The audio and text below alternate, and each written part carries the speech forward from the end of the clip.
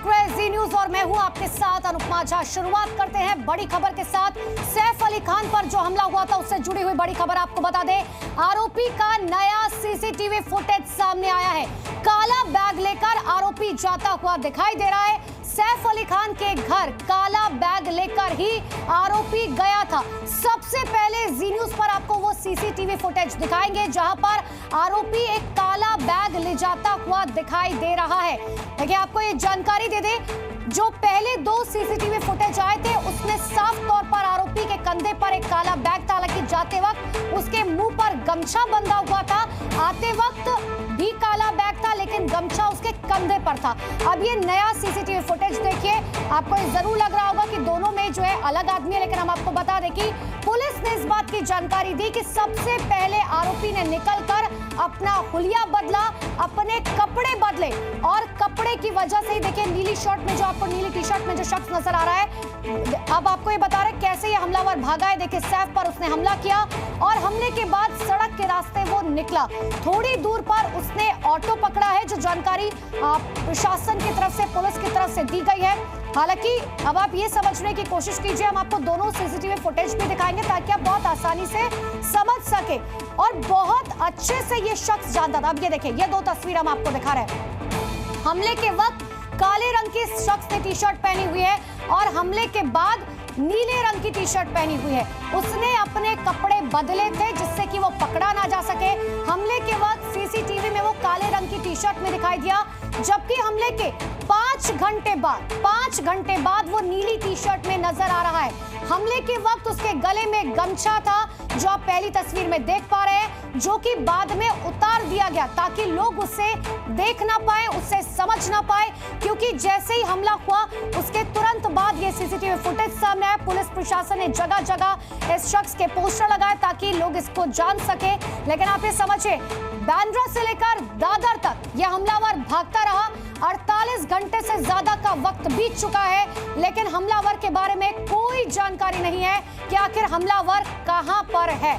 और इन सब के बीच में पुलिस प्रशासन लगातार इस शख्स को ढूंढने की कोशिश कर रहा है और इस पूरे मामले में अब तक जैसे जैसे जांच आगे बढ़ रही है वैसे वैसे सवाल बढ़ते जा रहे हैं और सवाल लगातार कड़े होते जा रहे हैं। कड़े सवाल मुंबई पुलिस से भी पूछे जा रहे हैं कि आखिर अब तक उसके हाथ क्यों खाली हैं। सीसीटीवी नंबर 1, सुबह 2:33। सैफ के घर से भागा हमलावर।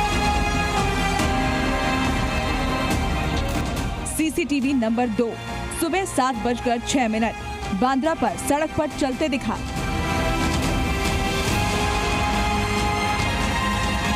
सीसीटीवी नंबर 3, सुबह 9:05। दादर से ईयरफोन खरीदे।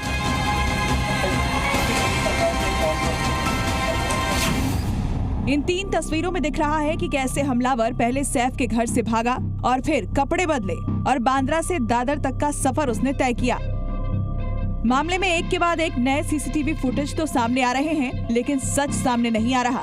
हमलावर अभी तक पुलिस को सिर्फ सीसीटीवी में ही दिख रहा है, पकड़ा नहीं जा रहा। 58 घंटे बीत चुके हैं, लेकिन 56 मिनट की कहानी अब भी मिस्ट्री बनी हुई है। आज जो सीसीटीवी सामने आया, सबसे पहले उसे आपको दिखाते हैं। सुबह 7:05 पर आरोपी तब दिखा जब उसने कपड़े बदल लिए थे। अब नीली शर्ट पहने था, लेकिन कंधे पर बैग वही था जो सैफ के घर में नजर आया। हाथ बांधकर सड़क पर चलता ये हमलावर दादर की तरफ जा रहा है।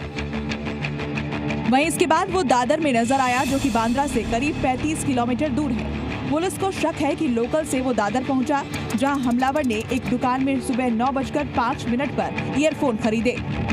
इस वक्त मैं उस दुकान में हूं जहां पर आरोपी ने ईयरफोन खरीदा और यहां पर मुंबई क्राइम ब्रांच की पुलिस जो है टीम पहुंची थी, मुंबई पुलिस पहुंची थी।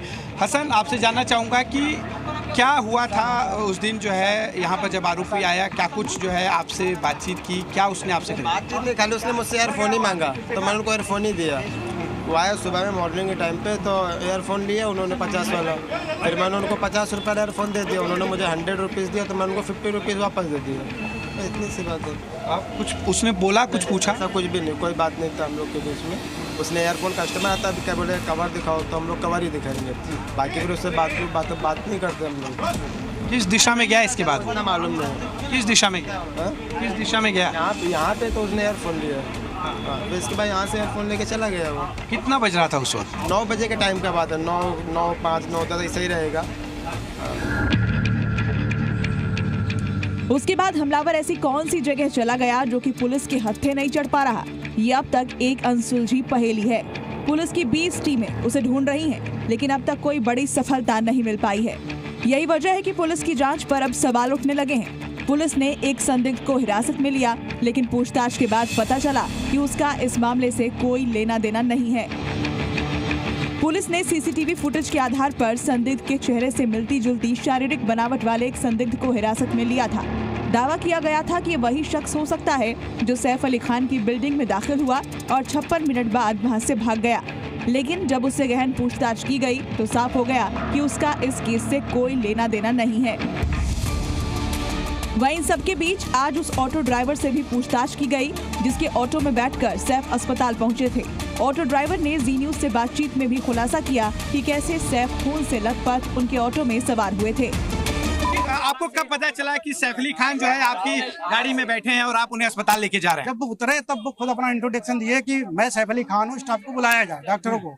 तो तब जाके मुझे पता चला ये सैफ अली खान है। आपको कितने बजे वो पहुंचे थे? आपको जो है आप उनके साथ गए, क्या है पूरा डिटेल बताइएगा। देखिए, मैं जैसे गलियों में जा रहा हूँ तो देखा तो 3, पौने 3 बजे का टाइम होगा। टाइमिंग भी मैं देखा नहीं, आइडिया में बता रहा हूँ इतना बजे का टाइम होगा। उनके अंदर जो है चाकू लगा हुआ था, कुछ आपने देखा? ब्लीडिंग हो रही थी? सब नहीं देखा था। बिल्डिंग हल्की पीछे से दिख रही थी, ब्लीडिंग अच्छे से हो रही थी, क्योंकि जब उतरे थे तो हल्का पीछे से उनका शीट में मेरा ब्लड लगा था। करीना कपूर भी साथ में थी उनके? उनको मैं ध्यान नहीं दिया, मैं उनको ध्यान नहीं दिया। मैं वो साथ में जब मैं मेरे रिक्शे में नहीं थी। हमले के वक्त घर में सैफ के साथ साथ करीना और उनके दोनों बच्चे तैमूर और ज़ेह भी मौजूद थे। पुलिस ने कल करीना कपूर का बयान भी दर्ज किया, जिसमें उन्होंने बताया कि आखिर उस रात घर में क्या हुआ था। सूत्रों के मुताबिक करीना कपूर ने पुलिस को बताया कि हमलावर ने बेहद आक्रामक होकर सैफ पर हमला किया। करीना के मुताबिक सैफ अपने बच्चों को बचाने के लिए हमलावर का सामना कर रहे थे और तभी उन पर चाकू मार दिया। करीना ने यह भी कहा कि हमलावर छोटे बेटे जेह के बेड के पास मौजूद था। करीना का बयान दर्ज हुआ और उससे पहले परिवार की मेड का बयान भी लिया जा चुका है। लेकिन एक बेहद ही हाई प्रोफाइल केस में अब तक गिरफ्तारी न हो पाना भी कई बड़े सवाल खड़े कर रहा है। सवाल उठ रहे हैं कि आखिर हमलावर को पकड़ने में इतनी देर क्यों लग रही है और ऐसा क्या है जिसे सुलझाने में मुंबई पुलिस और क्राइम ब्रांच को इतना समय लग रहा है। वहीं इस पूरे मामले में सुरक्षा पर भी सवाल उठ रहे हैं। बॉलीवुड के कई सितारे सैफ के ऊपर हुए हमले पर अपना रिएक्शन दे चुके हैं। शाहिद कपूर ने भी कल इस पर चिंता जाहिर की थी।